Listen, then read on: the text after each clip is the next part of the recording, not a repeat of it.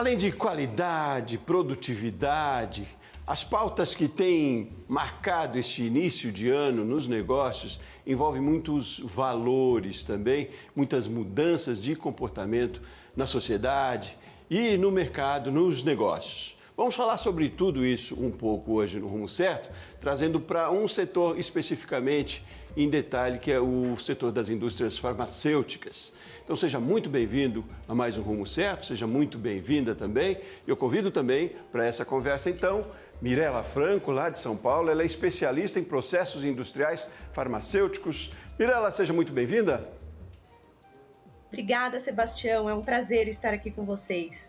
Ótimo, prazer todo nosso, como sempre digo, muito obrigado por disponibilizar do seu tempo, também do seu conhecimento, compartilhar todo o seu conhecimento com a gente aqui, com outros empresários, empreendedores que estão em casa, nas suas empresas também.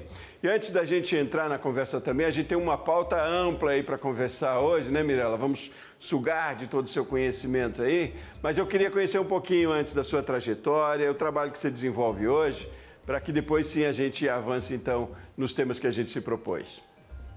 Claro, é um prazer. Bom, eu sou farmacêutica, né? Atuei por 20 anos aí no mercado industrial farmacêutico, especificamente em indústrias farmacêuticas, né? E depois de 20 anos eu saí para empreender, tive uma empresa voltada à terceirização de mão de obra farmacêutica para o mercado, e por incrível que pareça, é um mercado carente de mão de obra especializada, né? Então, eu fui empreender nesse ramo, fiquei por 5 anos nessa área, acabei me desenvolvendo como empreendedora, enfim, tive acesso aí a um conhecimento de governança corporativa, né, crescimento do business, e no final do ano passado eu passei por um processo de venda das minhas cotas, né, da empresa. Atualmente eu continuo empreendendo, né, estou iniciando um novo negócio no ramo e me preparando para atuar em conselhos empresariais, né, voltados ao ramo farmacêutico também. É curiosa essa informação que você me traz de uma falta de profissionais para o setor capacitado, né? Profissionais capacitados. Aliás, curioso eu digo, mas de certa forma é também bastante comum, tem sido, a gente tem visto, em outros segmentos também. O que está acontecendo? Tem uma demanda maior de oferta e por quê? O que a gente precisa trabalhar ainda na questão de formação profissional? Como é que você vê o mercado nesse sentido para esse ajuste acontecer? Perfeito. Eu acho que é um mix de necessidades, né? Obviamente, o mercado farmacêutico por si só, ele é um mercado muito exigente. O nível técnico dos profissionais que atuam, ele precisa ser alto, né? O preparo técnico, a formação dos profissionais. Mas eu acredito que as empresas, elas precisam adaptar muitas vezes, né? Foi a experiência que a gente acabou tendo no negócio que eu fui responsável. Eu acredito que adaptando o processo seletivo e talvez dando oportunidades, né, a profissionais que possam ser desenvolvidos, acaba sendo um caminho também para eliminar essa lacuna que existe, né, entre as oportunidades e de fato, a assunção das vagas. Então, hoje, eu acho que existe aí um mix de ações que são necessárias, né? Mas o preparo técnico e a formação dos profissionais, ela realmente hoje precisa ser trabalhada, né, para que eles estejam aptos aí a ingressar num mercado tão exigente. Mas a gente tem um potencial e talvez um volume de profissionais técnicos preparados, porque a gente tem boas academias no Brasil, né? A gente tem boas condições de tecnologia também que ajuda. A questão está mais na técnica, a questão está mais em outras exigências, talvez, que os mercados têm feito de talvez habilidades comportamentais. Como é que você vê essa questão entre o técnico e o preparado para um novo cenário que a gente tem vivido? Perfeito, Sebastião. É justamente esse ponto, assim, nós temos hoje excelentes academias, né? A pandemia nos trouxe essa feliz surpresa, né, do quanto que nós estamos preparados no Brasil para assumir grandes desafios técnicos, né? E isso, de fato, é mérito das grandes academias que nós temos hoje. E realmente, eu acho que é uma questão aí de ajuste, né? A indústria farmacêutica, ela exige normalmente experiência para o profissional ingressar na área. E, às vezes, essa experiência no setor, ela não é tão relevante em determinadas áreas, quando você tem toda uma formação técnica, habilidades que possam ser costuradas e normalmente você consegue direcionar o profissional, tendo ou não experiência. Como é que este setor trabalha também a inclusão, a diversidade, que são hoje quase que eu diria ativos, fortes, importantes para qualquer segmento? Legal. O setor farmacêutico, ele é naturalmente, assim, nos 20 anos que eu atuei na indústria farmacêutica, né, ele é considerado um mercado inclusivo do ponto de vista, desculpa, étnicos, racial. O mercado farmacêutico é um mercado inclusivo. Mas existe muita oportunidade ainda, né? Apesar de existem muitas pesquisas hoje voltadas ao assunto, né? De crescimento das empresas que trabalham com inclusão, mas e que a equidade social hoje ela já está muito mais, ela já está no caminho certo, né? Já está indo ali para o rumo que é o almejado. Mas eu acredito que existe muita oportunidade quando a gente fala de etarismo, quando a gente fala de liderança feminina, né? Isso voltando especificamente para o mercado farmacêutico. A questão de inclusão racial, inclusão de gêneros, isso é muito natural, né? Desde muitos anos as indústrias praticam e tratam isso com muita naturalidade. Mas, com certeza, visando aí um crescimento, né, de performance do negócio, rentabilidade, existe bastante oportunidade aí para os CEOs das empresas, né? Principalmente quando a gente fala de conselho empresarial. É até interessante que tem uma pesquisa recente da McKinsey, né? Eles já estão no 4º relatório, se eu não me engano, e eles têm um programa muito interessante, né, da importância da diversidade. E no último relatório deles, eles colocam que a diversidade importa cada vez mais, né? E eles têm lá dados que as empresas que têm conselhos empresariais, né, com participação de mulheres ou com com pessoas inclusivas, né, elas crescem 27% a mais do que financeiramente, né, do que empresas que não têm esse tipo de diversidade nos conselhos administrativos. Olha, que interessante, né? É muito mais, me parece, né, Mirela? Aí vale para outros segmentos também, a iniciativa, né, a abertura para do que exatamente investimento, né?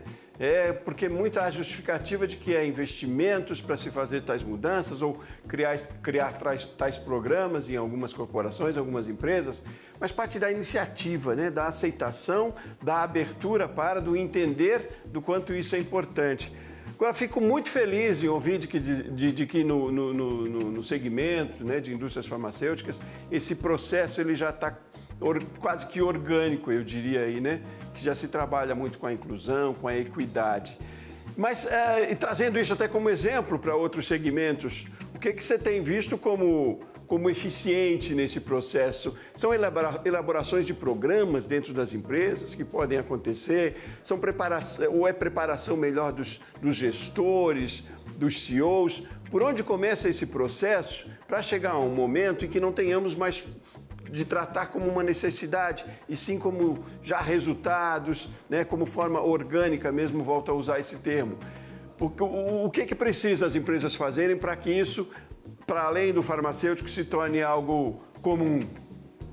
Claro. Assim, por mais que seja, vamos dizer, uma questão, como você mesmo comentou, né?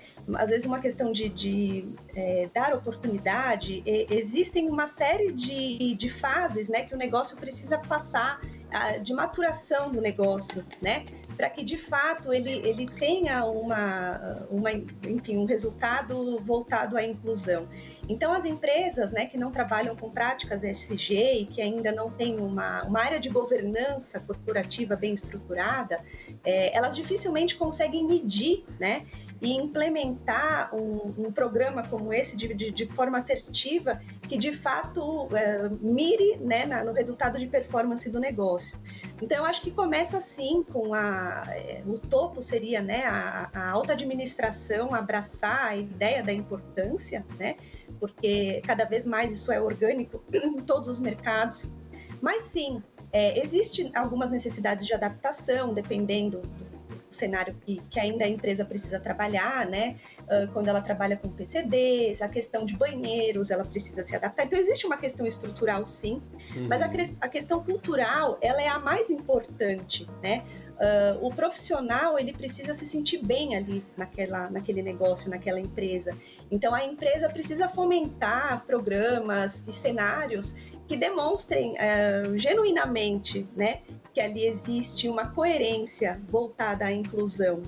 Então existem várias formas, né? Então um exemplo prático, né, que nós tínhamos na minha antiga empresa, desde a integração dos profissionais, né, porque, enfim, eles passavam por uma série de treinamentos antes de atuar nos projetos farmacêuticos, mas logo na integração eles recebiam um material e nós tínhamos materiais voltados a esse cenário de pertencimento, né? Então, o profissional ele poderia escolher ali um caderninho que ia acompanhar a trajetória dele na empresa, que era ou voltado à liderança feminina, ou voltada à inclusão de gêneros. Aí nós tínhamos uma outra capa voltada a pensar fora da caixa, tinha uma outra capinha de um caderninho que era o pessoal etarista, né, acabava se identificando mais. Então eu acho que assim, as empresas precisam ser criativas, né, e tornar aí o ambiente confortável para que, de fato, ela consiga demonstrar que é uma empresa para todos, né? Acho que no final do dia é isso que se busca.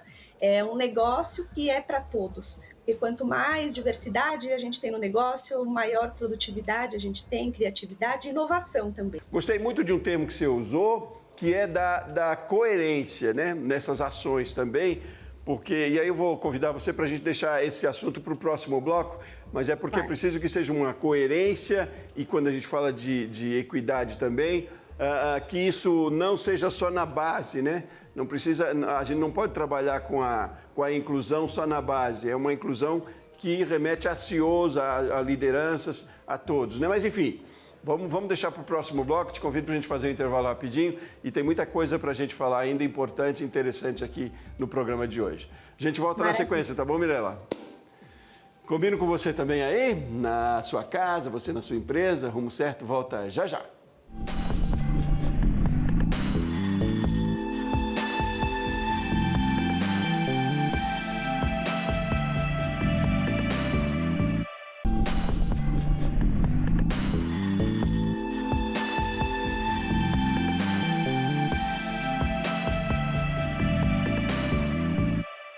De volta com o Rumo Certo, mais uma vez, seja muito bem-vindo, seja muito bem-vinda. Como sempre digo, é muito bom ter você aqui conosco, é muito bom e é muito importante também. Assim como a discussão que a gente tem hoje aqui, estamos falando sobre equidade, sobre inclusão, estamos falando sobre as pautas cada vez mais importantes, agendas cada vez mais importantes na sociedade e para os negócios também, né? Começando ali pela agenda ESG, que temos falado muito aqui no canal Empreender. Vamos seguir nessa conversa sem perder muito tempo? Aqui comigo, Mirela Franco, especialista em processos industriais farmacêuticos. Hoje a gente tem essa atenção, ou talvez a discussão, tendo como referência mais a indústria farmacêutica, pela grande experiência da Mirela neste segmento, mas é claro que algumas ações e muito do que a gente está falando aqui valem para todos os segmentos. E Mirela, eu fiz ali uma provocação na virada de bloco, acabei colocando aqui quase que uma definição do que a gente espera hoje das empresas, né, quando a gente fala dessas pautas importantes e trazendo para a inclusão, né, a equidade também dentro das empresas. E eu queria saber como é que você vê essa questão da coerência nas ações e na adoção de pautas nesse sentido, né? Coerência eu digo porque é comum as empresas talvez enxergarem a necessidade de ações mais inclusivas, mas não basta que elas aconteçam na base, né? Do trabalho, enfim, dos colaboradores. É preciso que seja em todos os níveis, né? O quanto é importante isso, que a gente tenha também lideranças diversas, que a gente tenha também mulheres e cada vez mais nas lideranças, nas administrações, nas diretorias das empresas. Bacana. Isso é muito importante porque qualquer cenário de aculturamento, né, no negócio, ele precisa ser top-down, né, a gente costuma dizer. Então, a alta administração, ela também precisa estar incluída, né, justamente essa questão da coerência, né, quando a gente adota aí um cenário estratégico, precisa vir inclusive da alta direção. E cientificamente, né, hoje, de acordo com as pesquisas da própria McKinsey, eles costumam trazer dados que não são nem recentes, dados que vêm de 2015, né, de pesquisas onde eles acabaram aprofundando isso em mais de 1.000 empresas. E essas pesquisas demonstram que quando você aumenta o quadro, né, de diversidade na alta administração, você consegue aumentar um dos principais indicadores do negócio, que é o lucro operacional da empresa, né, que é o EBIT. Obviamente, por si só, ele não diz muita coisa, mas ele já traz ali um cenário de performance, de ascensão de performance, né? E isso foi feito em diversos países. Então, a cada 10% de aumento no quadro, né, inclusivo da alta administração, você tem ali um aumento do crescimento do negócio. E quando você compara com as empresas, né, nessa mesma pesquisa, quando você compara com empresas que ainda não adotaram, né, práticas ESG ou muitas vezes esse cenário inclusivo na alta administração, o resultado de performance desses outros negócios é bem inferior. Então, faz todo sentido e de fato, esse é um ponto que ainda precisa ser estudado e acho que você comentou um ponto também bem importante, né? Até no outro quadro. Isso independe do tamanho do negócio. Então, com pequenos passos, as empresas conseguem adotar esse tipo de prática e, obviamente, toda a empresa vislumbra aí, né? Crescimento operacional, performance. Então, esse é um tema muito importante. Mas, pois é, e curioso aí porque a gente já tem estudos, já tem pesquisas que comprovam resultados, né, eficiência. Então é uma questão cultural ainda que nos impede, o grande desafio está nisso. A gente precisa ensinar um pouco mais. Por outro lado, as empresas mais novas que estão se criando agora, e muitas ligadas à tecnologia, já trazem esses valores já na prática. Empresas mais tradicionais têm mais dificuldade. Como é que é esse cenário também no Brasil, pelo seu conhecimento, aí, trazendo talvez como exemplo a indústria farmacêutica? Sim, eu acredito que assim, hoje nós estamos num patamar muito superior, né, de adaptação das empresas, quando a gente fala até de 5 anos atrás. Então, no último relatório da McKinsey, eles trazem isso, né, que o cenário de equidade hoje ele está significativamente superior ao que a gente via aí há 3 anos atrás.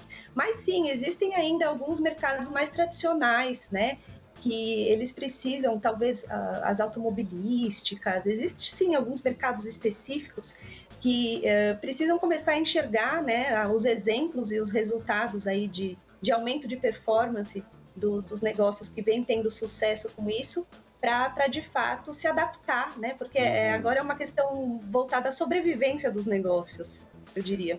Pois é mais do que bonito, né? A gente um tempo atrás viveu como é que eu diria, lá nos anos 80, eu acho que era a máxima dos valores, da missão das empresas, né? Colocado um quadrinho na entrada nos escritórios, né? Até na entrada das empresas mesmo, que é bonito sim que fique no quadro, mas é bonito que tem ações para isso, né? E hoje, para além do bonito, é necessidade, é sobrevivência mesmo, né? Empresas que não entenderam, não atentaram ainda para essa necessidade, estão fadadas a ficar para trás, não é? A gente tem tecnologia que ajuda, inclusive, nesse processo, né, Mirela? Com certeza, Sebastião. Não tem como, né? Então, as empresas que, de fato, não se adaptarem e não criarem ações, né, para se tornarem inclusivas e que não tenham uma agenda ESG efetiva na prática, com coerência, né, elas, de fato, estão fadadas aí a estagnarem ou, muitas vezes, não sobreviverem nesse mercado tão agressivo, né, que a gente vive hoje. Ô, Mirela, o ESG de hoje, a gente pode dizer que era o ISO de ontem? E como que se metrifica também as ações de ESG, né? Quando a gente fala de governança, principalmente, aí, ou do social? Porque na questão ambiental, a questão de sustentabilidade, talvez seja possível mensurar de forma, não sei, talvez mais fácil, com compensação, no caso ambiental, né, compensação de uma área, por exemplo, no caso social, com ações na sociedade. Mas como é que se metrifica para saber se a empresa está realmente adotando as ações que precisam ser de ESG, para sair do discurso e na prática mostrar que isso está dando resultado? Perfeito. A agenda ESG ela é muito mais complexa, né, do que simplesmente ali uma única métrica, né? Existem ali uma série de de pactos que a Organização Mundial de Saúde determinou, né, com os objetivos voltados à questão da agenda ESG, mas quando a gente fala de avaliação de um negócio, a base de tudo é a governança, né? Então, através dos KPIs, né, dos indicadores de performance financeira, a empresa consegue sim identificar se o que ela vem adotando de práticas, né, voltadas ao meio ambiente ou até a questão da parte social, ela vem realmente agregando ou não ao negócio. Então, existem sim métricas voltadas aí ao crescimento do negócio que possam auxiliar.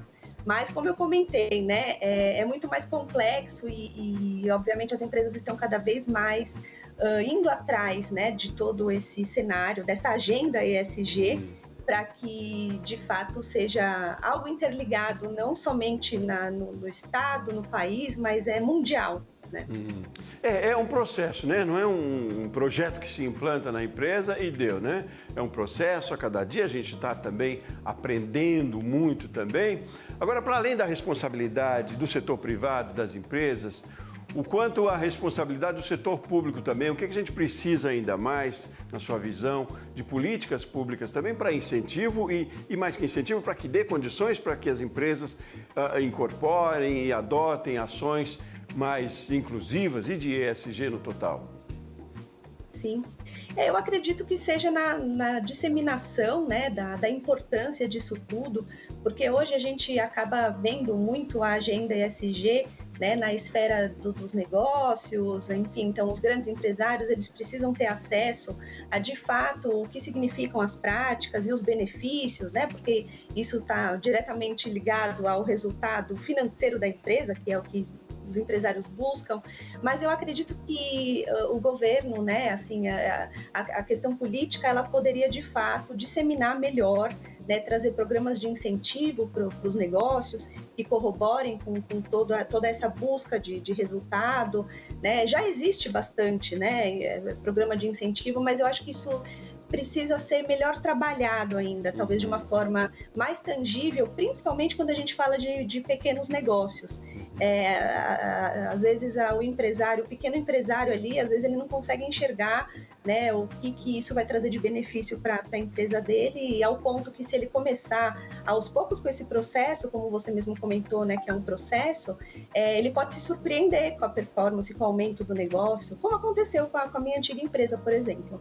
Pois é começar, né? É ter iniciativa. Você vê com bons olhos aí, né, o que a gente tem pela frente. A gente está falando muito aqui de necessidade, mas a gente já tem muitos resultados positivos, interessantes, e aí o seu caso é emblemático aqui para a gente falar também, né? Você saiu, aliás, do regime CLT e virou empresária.